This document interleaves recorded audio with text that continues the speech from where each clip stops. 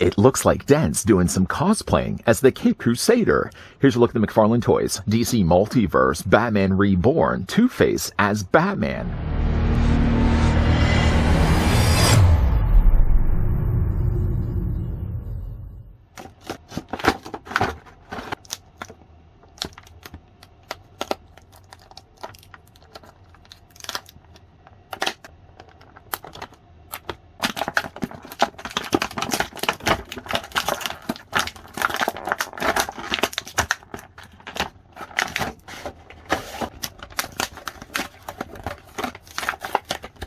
A prominent and well-educated district attorney, Harvey Dent, fought valiantly to uphold the law and make the city a better place.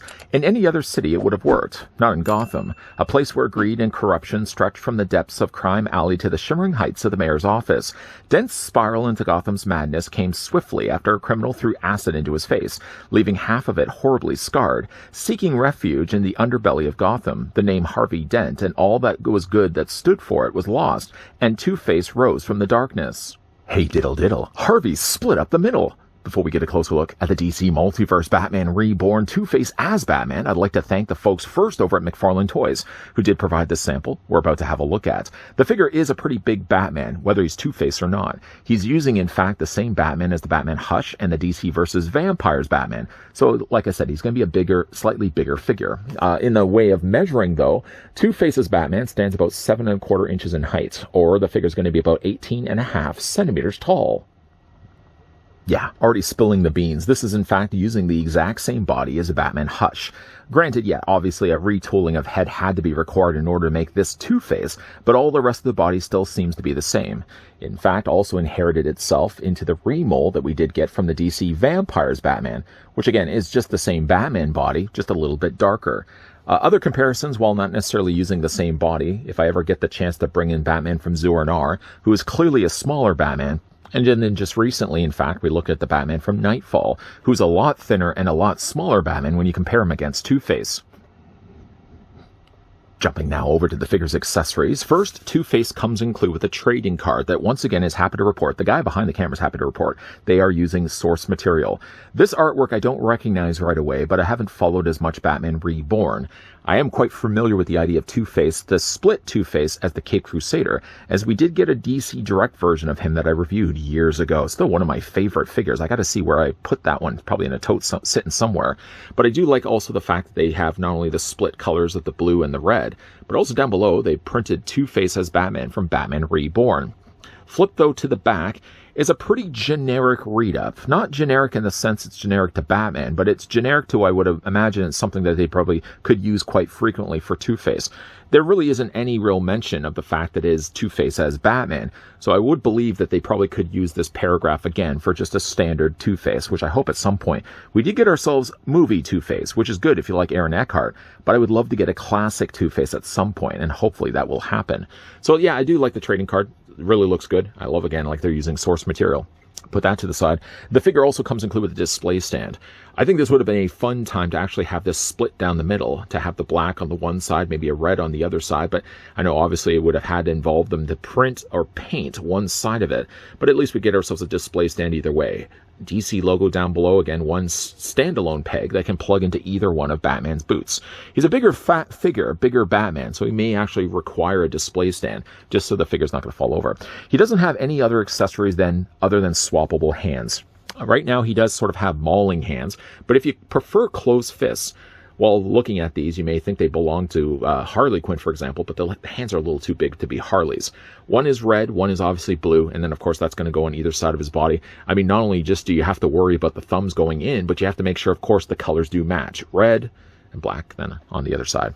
He does also have gripping hands, which again is a little perplexing considering that the figure has no accessories to speak of. They very well, for all intents and purposes, could be for holding batarangs, grapple guns, for example, but you would have to use your imagination because the figure doesn't have anything else other than hands.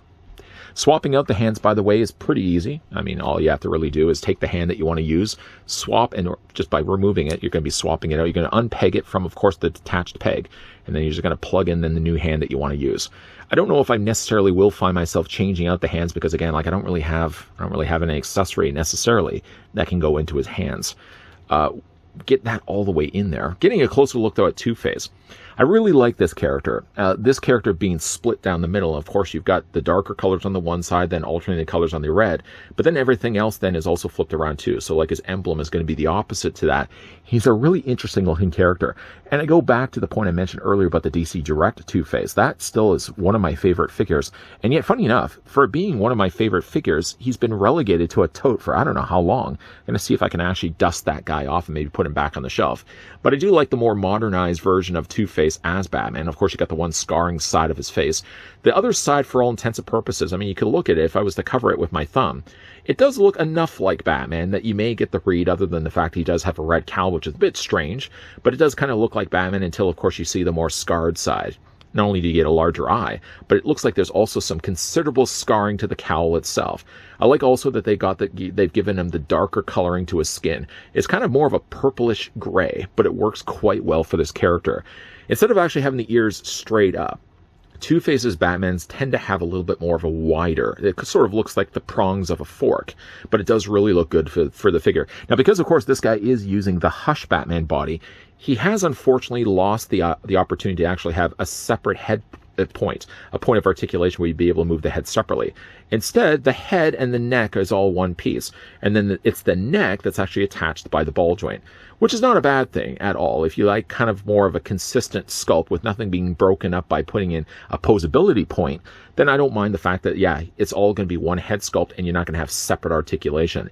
As a side note, though, also one thing I really like about the head is that one thing that's also carried down to the body, we'll talk more about in a moment, is it's not just black either. They've added just a slight hue of blue. A hue of blue? They've added just a little bit of blue there on the front of his face. So it does a nice job of breaking it up, and it shows like the paint department put a little effort also into it as well.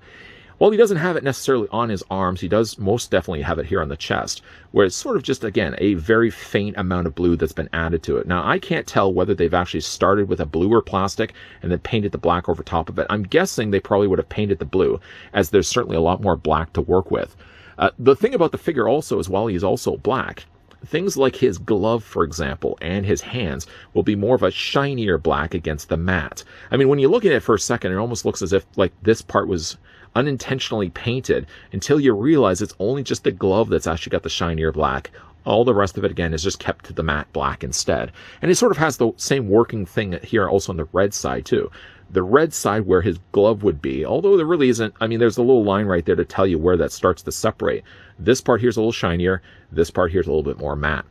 Of course, when we flip it around to the back, it carries over the split of where his cowl would be. So one side of the cape is black, one side of the cape then is red. It's, again, a softer material. I do like the wider, sort of the wider blanket, the way they've sculpted the cape. And not only is it just wider at the bottom, but they sort of have given it more of a ferocious sort of spiking down below, almost as if the cape's sort of wrapping around the front of him. Really like the look of the cape. It isn't even also symmetrical where it's right down, well, it's not symmetrical anyways, but it's not right down the middle either. It sort of kind of goes off to the side where sort of more black is being occupied by the cape than there is the red. I like the coloring of also the red that they've used. Just to flip the cape up quickly so you can kind of see this particular Batman, again, not changing anything between this and the Hush one we got before, then also inherits these larger pockets, making up the majority of his utility belt. The side that's black is actually kind of shinier, similar to what he would have had for the glove. Same also could be said for the red as well. And then, of course, from the lower legs down, really isn't any paint that I can see, at least. I mean, obviously, they would have had to paint something. They would have not literally taken two figures and glued them together. So one side's likely been painted. It's probably going to be the black, and they probably would have just kept the red behind, because I would imagine red would be a harder thing to paint over top of the black, and there would be a lot of bleeding of the black underneath that. I think they probably would have just started with red and then painted the black over top of it. The one other thing I may have already mentioned, is the fact that the figure is a little bow-legged. He's not so bad here in the thighs, but when you get to like the areas of the knees down below, his calf area curves in. And it might have just been the way that he actually has been sitting in the tray this whole time. I'm going to see if I can maybe submerge this in hot water, just enough to soften the plastic so I can actually just pry this a little further out. So the legs, instead of looking a little more bow-legged, would be straight instead. For the figure's articulation, going back to the head, already establishing the fact that the figure only has one ball joint. The ball joint is once again at the base of the neck, so the head does look down and looks up, and it moves also back and forth as well. Some may say it's a disappointing thing, the fact that the figure doesn't actually have a separate ball joint for the head than he has for the neck. But I mean, again, you're getting just as much, I feel, posability as what you would if you got the head and the neck as two separate pieces. I think you can still easily move the head around while still sacrificing the fact that the head isn't separate from the neck. The upper torso is also on a ball joint, so you can rotate that all the way around. And further down from that, he's also got, of course, the ball joint at the base of the abdomen. The arms hinge out comfortably at 90 degrees. The cape, being as wide as it is, doesn't occupy very much space at all on the shoulders, so it doesn't cause any problems when it comes to his arms getting that 90-degree angle bend. You can take the arms, of course, and rotate them also all the way around. Do the exact same thing on the other side as well. The figure has a bicep swivel here too. The figure does also have a double hinge on the elbow. And the hands also rotate all the way around. The figure's legs, once again, seem to be on ratcheted joints. And maybe that might be a telltale sign right there also as well, is that you can see the joints inside are actually using red plastic. So they probably would have molded this guy in red. And might also be the case here also as well, as they may have been molded this guy in red and then painted the parts in black over top of it. That's my guess. The legs at the top of the thigh do swivel. The figure does have a double hinge on the knee and no articulation at all for the boot, but he does still manage to have articulation in the ankles back and forth also as well with toe articulation. One also thing as well, not only inheriting the fact he's a little bow-legged, is this particular Batman. I don't know, for some reasons, I'll just get this guy to stand here. For some reasons, I seem to have ankle problems when it comes to this particular Batman mold. I'm just going to bring back in the Hush Batman, not to drop over the Two-Face in the process. But I find with this particular Batman, there's something about the ankles. I never can quite get the ankles to be completely straight. Or he tends to wobble just a little bit. This Batman actually seems to be giving me no problems whatsoever. With Two-Face, he does wobble just a little bit. But other than that, I really like the look of the Two-Face here. Two-Face being a big fan, one of my favorite Batman villains. And I always really like the idea that Two-Face posing as Batman would also have, like his personality, a split down the middle, representing, of course, the darker side on the one side, the red on the other. And it does translate nicely to an interesting looking Caped Crusader. Maybe I would say this one's better, and I don't have, unfortunately, the other one in front of me to be doing the comparisons. I know with the older DC Direct Two-Face as Batman, and I would certainly encourage you guys, if you get the chance to go check out my review of that one I think had limited articulation. It certainly didn't have the level of articulation that McFarlane's team is knocking out of the park when it comes to their newer releases. Yeah, if you never got the chance to get the original DC Direct, or you just want a superior version of Two-Face as Batman, look to the one that we're getting here from McFarlane's team. While maybe not having a weapon to wield. One weapon, though, I wish Two-Face could have wielded was a tiny little coin. No, nothing small enough that would be lost if it was just a separate accessory inside the tray, but rather, what if they had included a hand with this figure that would have had a coin already attached to the end of the fingers?